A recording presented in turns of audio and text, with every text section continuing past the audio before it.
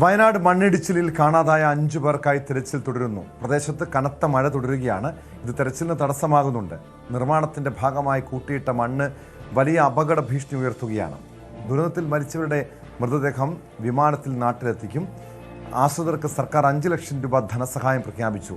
തുരങ്കപാത നിർമ്മാണ കമ്പനിയിലെ ജീവനക്കാരായ 5 പേരെ ഇതുവരെയും കണ്ടെത്താനായിട്ടില്ല.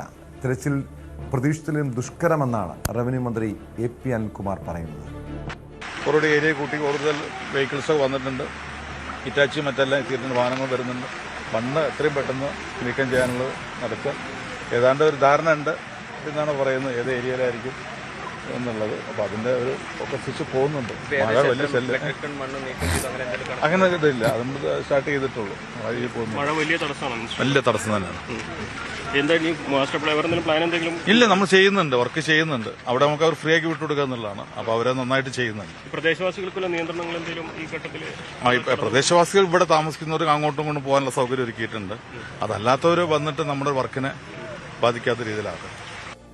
വിവരങ്ങളുമായി CV അനുമോദും ജയരാജ് ബത്തേരിയും ചേരുന്നുണ്ട്. ആദ്യം അനുമോദിലേക്കാണ്.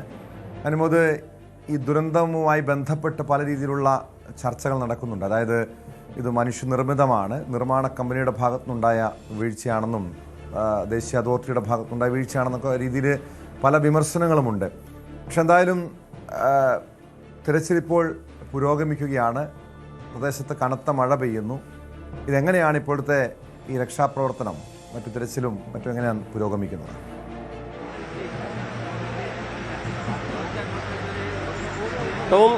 ഇടവിട്ട് പെയ്യുന്ന കനത്ത മഴയാണ് ഇപ്പോൾ ഈ കള്ളാടിയിലെ തെരച്ചിലിന് വലിയ തടസ്സം തീർക്കുന്നത്. വലിയ മഴ ഇടയ്ക്കിടയ്ക്ക് പെയ്യുന്നു. അതുകൊണ്ട് തന്നെ ഈ മണ്ണ് കൂടുതൽ ഇടിയുന്ന ഒരു സാഹചര്യം. ഈ തെരച്ചിൽ നടത്തുന്നവർക്ക് സുരക്ഷിതമായിട്ട് അവർക്ക് തിരയാൻ കഴിയാത്തൊരവസ്ഥ. അങ്ങനെ ഒരു വലിയ ദുഷ്കരമായ ഭൗതിക സാഹചര്യമാണ് ഇപ്പോൾ ഇവിടെ അനുഭവപ്പെടുന്നത്, കാണാൻ കഴിയുന്നത്. നമ്മളിപ്പോൾ കാണുന്നത് ഇവിടുത്തെ ഈ കള്ളാടി പാലത്തിന്റെ താഴെ ഭാഗത്തു നിന്നുള്ള കാഴ്ചകളാണ്. ഇപ്പോൾ നമുക്ക് ഒരു ജീപ്പ്, മണ്ണിനടിയിൽപ്പെട്ട ഒരു ജീപ്പ് പുറത്ത് എടുത്തു വെച്ചത് കാണാൻ സാധിക്കുന്നുണ്ട്. അതിന് താഴെ 3 എക്സ്കവേറ്ററുകൾ, JCBകൾ ഉപയോഗിച്ച്, വലിയ ഹിറ്റാച്ചുകൾ ഉപയോഗിച്ചുള്ള മണ്ണ് നീക്കിയുള്ള പരിശോധനയാണ് നടക്കുന്നത്. കനത്ത കുത്തൊഴുക്കാണ് ഈ ഒരു പുഴയിൽ ഉള്ളത്. അത് വലിയ ഒരു ആശങ്കയുണ്ടാക്കുന്ന സാഹചര്യം തന്നെയാണ് തീർക്കുന്നത്. 1 മണിക്കൂർ മുമ്പൊന്നും അവിടെ നിൽക്കാൻ കഴിയാത്തത്ര രീതിയിൽ മണ്ണൊലിപ്പായിരുന്നു, കുത്തൊഴുക്കായിരുന്നു. ഇവിടെ പ്രധാനമായിട്ടും ഇപ്പോൾ ഈ മണ്ണ് നീക്കി കാണാതായ 5 പേർക്ക് വേണ്ടിയുള്ള തെരച്ചിലാണ് നടക്കുന്നത്. ഏകദേശം ഏത് ഭാഗത്തുണ്ടാകുമെന്നൊരു കണക്കൂട്ടൽ മാത്രമാണ്. പക്ഷേ മല പോലെ മണ്ണ് ഒഴുകി നിറഞ്ഞിരിക്കുന്നൊരവസ്ഥയായതുകൊണ്ട് തന്നെ ഒന്നും വിചാരിച്ച വേഗത്തിൽ നടക്കുന്നില്ല എന്നുള്ളതാണ് ഏറ്റവും ദൗർഭാഗ്യകരമായ ഒരു കാര്യം. 4 സംഘങ്ങളായിട്ട്, 4 സോണുകളായി തിരിച്ച് ഫയർഫോഴ്സും സിവിൽ ഡിഫൻസും പോലീസും അതേ നാട്ടുകാരും ഒക്കെ ഈ ഒരു ശ്രമത്തിന്റെ ഭാഗമായി മണിക്കൂറുകളായിട്ട് ഈ ഒരു പരിശ്രമത്തിൽ ഏർപ്പെടുകയാണ്. പക്ഷേ പൂർണ്ണമായിട്ടും അത് ഫലം കാണുന്നില്ല എന്നുള്ളതാണ് സങ്കടകരമായ കാര്യം. ഇവിടെ ഇതിന്റെ കാരണങ്ങളെക്കുറിച്ചുള്ള പല കാര്യങ്ങളൊക്കെ ഉയരുന്നുണ്ടെങ്കിലും ജനങ്ങളുടെ ആശങ്ക വലിയ തോതിൽ തന്നെ ഉയരുന്ന ഒരവസ്ഥയാണ്. നമ്മളിപ്പോൾ കാണുന്ന ഈ ഒരു പ്രദേശത്ത് അവിടെ മണ്ണിടിഞ്ഞതിനപ്പുറത്താണ് ഈ ഒരു തുരങ്കപാതയ്ക്ക് വേണ്ടിയുള്ള നിർമ്മാണം നടക്കുന്നത്. അവിടെ ഒരു മലയുടെ ഒരു വശം മുഴുവൻ സിമന്റ് കൊണ്ട് പ്ലാസ്റ്റർ ചെയ്തിരുന്നു. ആ പ്ലാസ്റ്റർ ചെയ്ത ഇടത്ത് വെള്ളം പുറത്തേക്ക് പോകാൻ കഴിയാതെ അത് മലയുടെ ഉള്ളിൽ തന്നെ തിങ്ങി നിറഞ്ഞ് അങ്ങനെ മല ഇടിയുകയായിരുന്നു എന്നാണ് ഇപ്പോൾ പ്രാഥമികമായിട്ട് ഉദ്യോഗസ്ഥരും അതേ ഈ സ്ഥലം സന്ദർശിച്ച വിദഗ്ധരും ഒക്കെ വിലയിരുത്തുന്നത്. അതോടൊപ്പം തന്നെ കൂട്ടിവെച്ച മണ്ണിന്റെ സമ്മർദ്ദവും ഇതിനുണ്ടായിരുന്നു. അതായത് 2 തരത്തിൽ ഇവിടെ പ്രശ്നങ്ങൾ ഉണ്ടായിട്ടുണ്ട്. ഒന്ന്, മലയുടെ ഒരു വശം സിമന്റ് കൊണ്ട് പ്ലാസ്റ്റർ ചെയ്തത്, അവിടെ അതിലൂടെ വെള്ളത്തിന്റെ പുറത്തേക്കുള്ള ഒഴുക്ക് തടസ്സപ്പെട്ടപ്പോൾ ആ വെള്ളം മുഴുവൻ മലയുടെ ഉള്ളിൽ നിറഞ്ഞ് അത് ഒരു ഘട്ടം കഴിഞ്ഞപ്പോൾ സമ്മർദ്ദത്തിന്റെ ഫലമായിട്ട് ആ മല ഇടിയുന്ന ഒരവസ്ഥയുണ്ടായി. 2, നേരത്തെ കൂട്ടിവെച്ച മണ്ണിന്റെ സമ്മർദ്ദവും ഇതിനൊപ്പം വന്നു. അങ്ങനെയാണ് ഈ 2 ഘടകങ്ങളാണ് ഇവിടെ ദുരന്തത്തിന് വഴിയൊരുക്കിയത് എന്നാണ് നമുക്ക് പ്രാഥമികമായിട്ട് മനസ്സിലാക്കാൻ കഴിയുന്നത്. ഇപ്പോഴിവിടെ നേരിടുന്ന വെല്ലുവിളി ഈ മണ്ണ് നീക്കം ചെയ്യുക എന്നുള്ളത് തന്നെയാണ്. കാരണം മണ്ണിങ്ങനെ കൂന പോലെ കൂടി നിൽക്കുമ്പോൾ ഈ മഴയത്ത് ഇവിടെ ജീവിക്കാൻ കഴിയുന്ന ഒരു സാഹചര്യമായിരിക്കില്ല ഉണ്ടാവുക എന്ന് എല്ലാവർക്കും അറിയാം. മാത്രമല്ല ഈ ഒരു മഴയുടെ ശൈലി, കുത്തൊഴുക്കിന്റെ രീതി, ഇതൊക്കെ തന്നെ ആളുകളെ സംബന്ധിച്ച് വലിയ ആശങ്കയുണ്ട്. കുത്തൊഴുക്കൊക്കെ വലിയ ഫോഴ്സിലാണ് വെള്ളം ഒഴുകി പോകുന്നത്. അതായത് മണ്ണിനടിയിൽ ഒരു ഉറവ പൊട്ടിയാൽ എങ്ങനെ ഉണ്ടാകും അതേ രീതിയിലുള്ളൊരു കുത്തൊഴുക്ക് പലപ്പോഴും കാണുന്നുണ്ട്.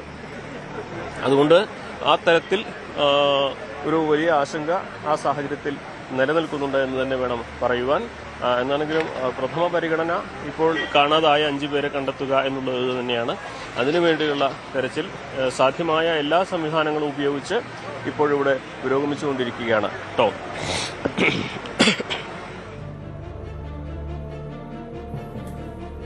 യെസ്, അതോടൊപ്പം ഇതുമായി ബന്ധപ്പെട്ട് ഈ ദുരന്തം വരുത്തി വെച്ചതാണെന്നാണ് വലിയ ആക്ഷേപം ഉയരുന്നത്.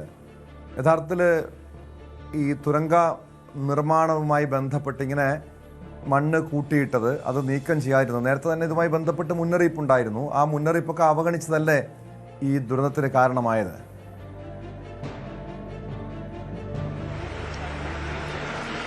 ടോം, മണ്ണ് കൂട്ടിയിട്ടത് വലിയ തോതിൽ തന്നെ അപകടത്തിന് വഴിവെച്ചിട്ടുണ്ട് എന്ന കാര്യത്തിൽ പ്രാഥമികമായിട്ട് സംശയമില്ല. പക്ഷേ അതുമാത്രമാണോ എന്നുള്ളത് ചോദ്യം വരുന്നത്. ഞാൻ നേരത്തെ സൂചിപ്പിച്ചതുപോലെ അശാസ്ത്രീയമാണെന്ന് കരുതാവുന്ന ഒരു നിർമ്മാണം, അതായത് ഇവിടുത്തെ മലകളുടെ എല്ലാം തന്നെ സ്വഭാവം വലിയ തോതിൽ ഉറവകൾ കിനിഞ്ഞിറങ്ങുന്ന തരത്തിലുള്ളതാണ്.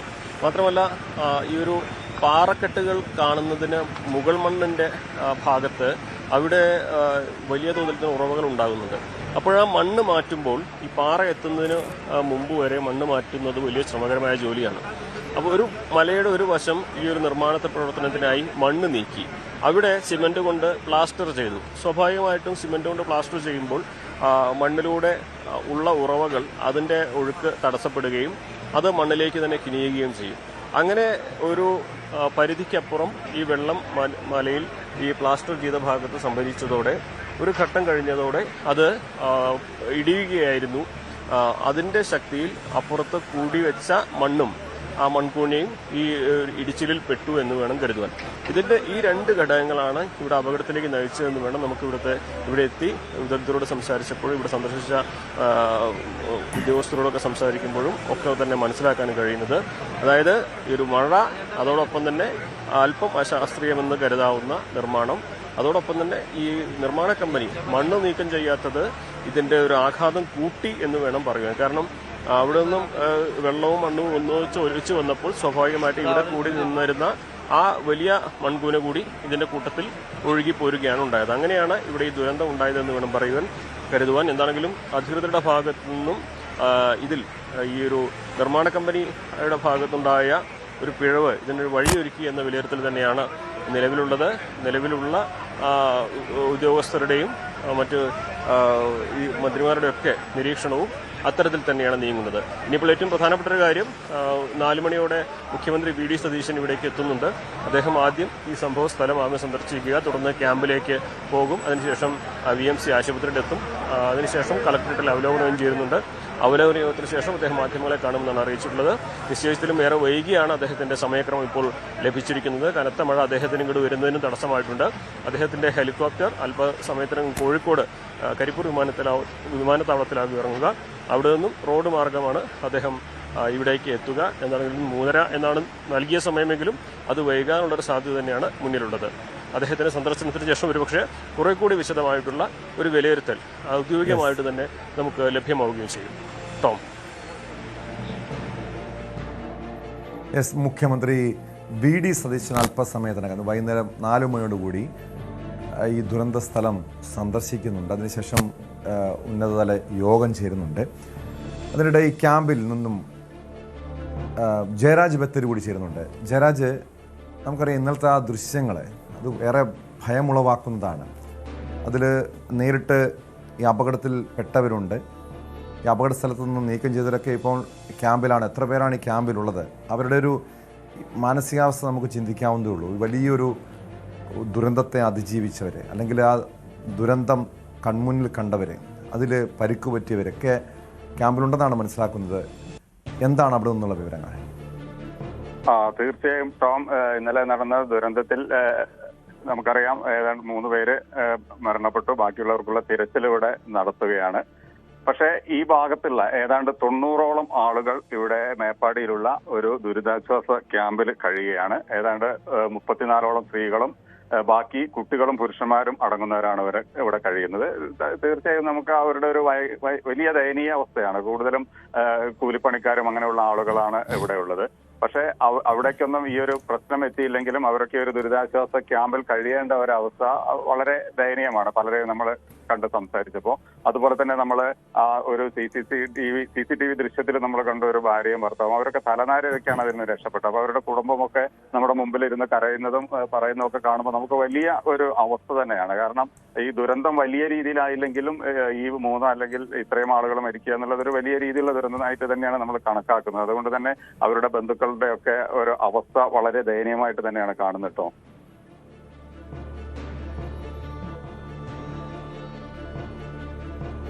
യെസ്, തീർച്ചയായും. എന്തായാലും ആ വലിയ ആഘാതം അവരെ മാനസികമായി വല്ലാതെ തളർത്തി കാണും.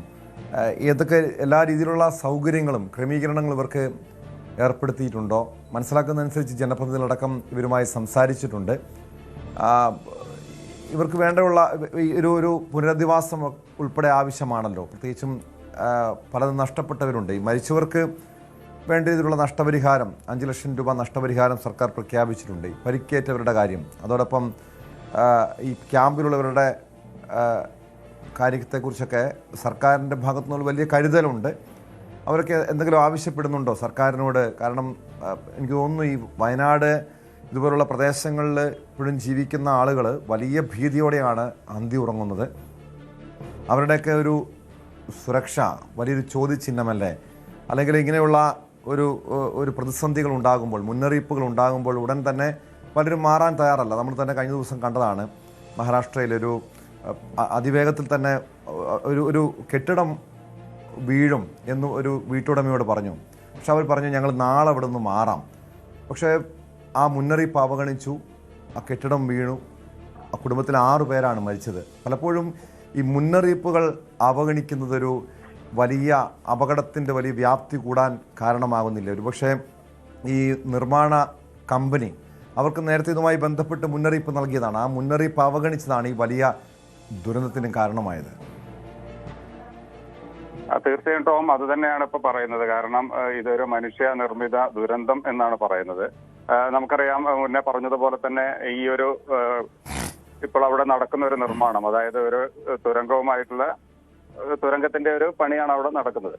അപ്പോ ഈ ഒരു തുരങ്ക നിർമ്മാണത്തിന് തന്നെ പല രീതിയിലുള്ള എതിർപ്പുകൾ ഉണ്ടായിരുന്നു, പ്രത്യേകിച്ച് പരിസ്ഥിതി പ്രവർത്തകരൊക്കെ. കാരണം അവരോട് പറയുന്നത് ഒരു പരിസ്ഥിതി ലോല പ്രദേശമാണ്, അതുപോലെ തന്നെ ശാസ്ത്രീയ പഠനങ്ങൾ നടത്താതെയാണ് ഇത്തരത്തിലൊരു സംഭവങ്ങളിലേക്ക് പോയിട്ടുള്ളത്.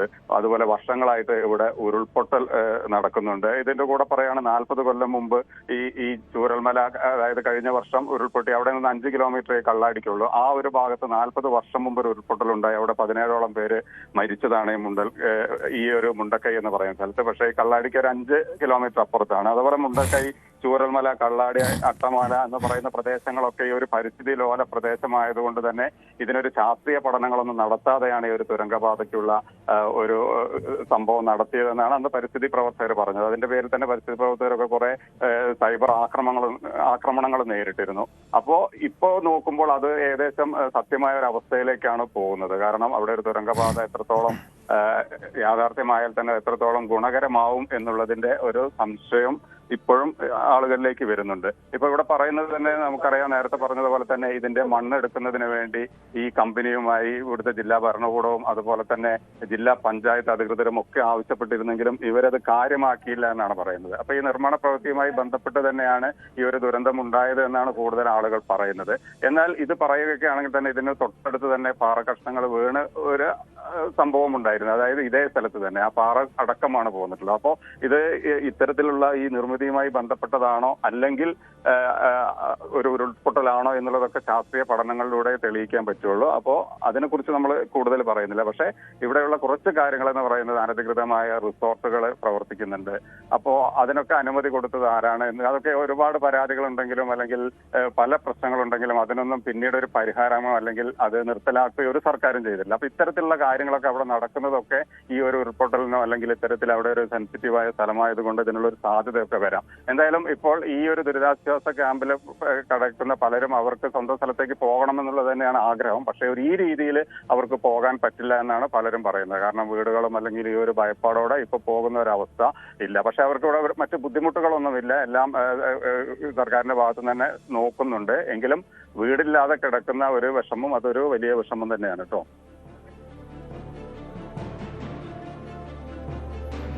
അതാണ് അത്ര ആ ഒരു സാഹചര്യങ്ങളിലൂടെ കടന്നുപോയാൽ മാത്രമേ ഉള്ളൂ അതിൻ്റെ ബുദ്ധിമുട്ട് വേദന മനസ്സിലാക്കാൻ കഴിയുകയുള്ളൂ. നിരവധി കുടുംബങ്ങളാണ് ഇപ്പോൾ ദുരിതാശ്വാസ ക്യാമ്പിലുള്ളത്. കൂടുതൽ വാർത്തകൾക്ക് news 18 Keralam YouTube channel subscribe ചെയ്യുക.